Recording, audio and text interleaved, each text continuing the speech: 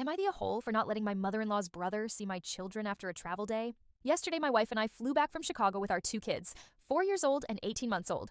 The flight was delayed about an hour and a half, and during both the delay and the flight, our youngest screamed for around 2 hours straight as the flight was over her regular nap window where she usually sleeps 2-3 hours.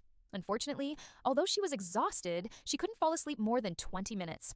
By the time we finally got home, landed at 6 p.m., everyone was wiped out mentally and physically. My mother-in-law actually picked us up from the airport, which was very kind of her, but she talked about wanting her brother, who was in town and driving back to Florida the next morning, to stop by our house that evening to meet the kids.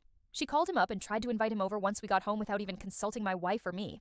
Luckily, I overheard her on the phone and interrupted her and told her flat out, no, the kids were going straight to bed and I refused to accommodate her brother. Mind you, it was already almost 7 p.m., and since we'd been on CST in Chicago, for the kids it felt even later.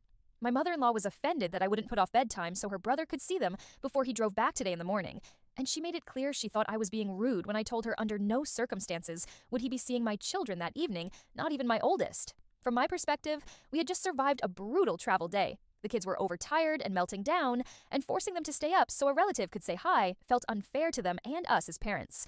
I know family is important, but AITAH for preventing a family member who was really only a 5-minute car ride away from visiting my kids?